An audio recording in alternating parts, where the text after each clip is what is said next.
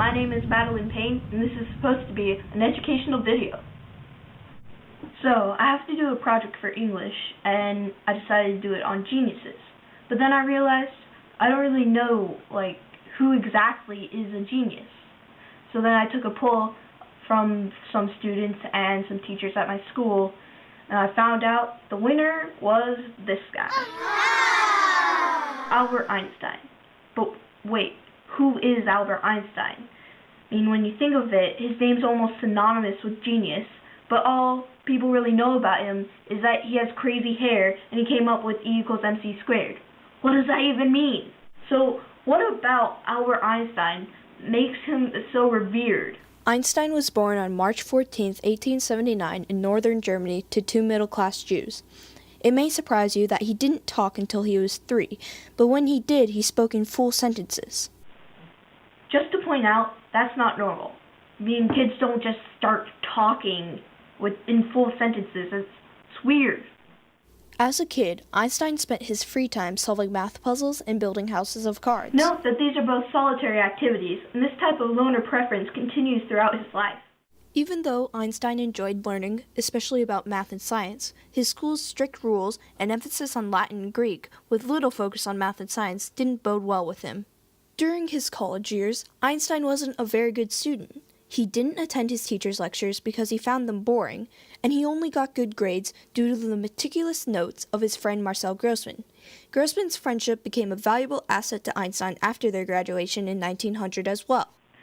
So as a result of Einstein's intellectual independence and really his lack of effort to get to know his professors, he wasn't able to find a job until Grossman helped him out. The year 1905 is considered the beginning of Einstein's scientific career, because that year he published 4 influential papers that are equivalent to the foundation of 21st century physics. The first was his special theory of relativity, which included the famous equation that we all know, E=mc². So if you didn't already know, or you haven't Googled it yet, the equation is saying that an object's energy is equal to its mass times the constant squared, the constant being light. This was important to Einstein because he was trying to prove that gravity is really the bending of space. And you can prove this by measuring the bending of starlight around the sun, because the sun has such a big gravitational pull, or bends space so much. Together, Einstein's other 4 theories were a firm establishment of the existence of molecules and light quanta, or photons. The papers following these were just as radical to the norm, which made other scientists skeptical to their legitimacy. But many were proven by experiment years after Einstein proposed them through mathematics. Einstein knew that his first theory of relativity was circumstantial, or special, so he worked to mathematically describe a general theory of relativity. He finished it in 1912 and showed the Prussian Academy in Berlin, but once again, scientists weren't too sure about it because it wasn't proven by experiment. Finally, in 1919, Einstein gained his worldwide fame after Arthur Eddington proved his theory correct by photographing the deflection of light by the sun's gravitational field.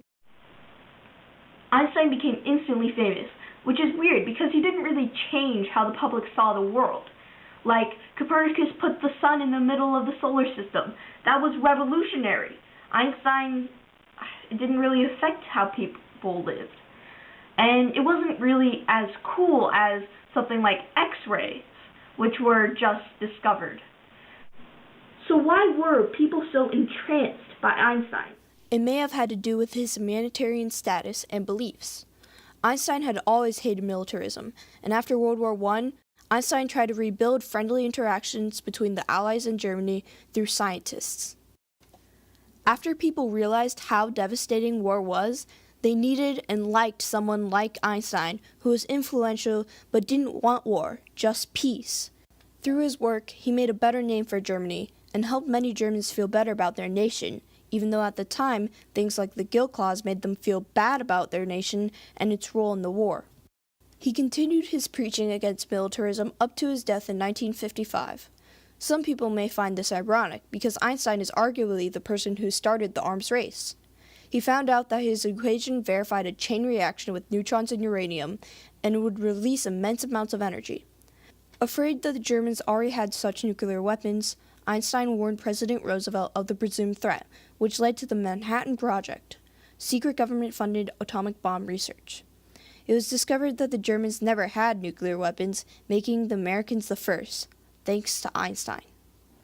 Obviously, Einstein felt bad about this, but he made up for it by continuing his fight against militarism and encouraging peaceful international relations. So, if you ever plan on getting famous, doing something that people don't really know about or care about, maybe you should go the hippie route like Einstein. You know, world peace and all that.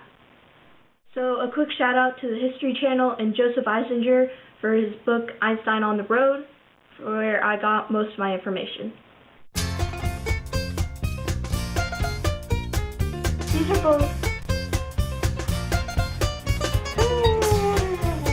Look at my map! Look at my map! Oh, or you haven't Googled it. Googled it. Equating an energy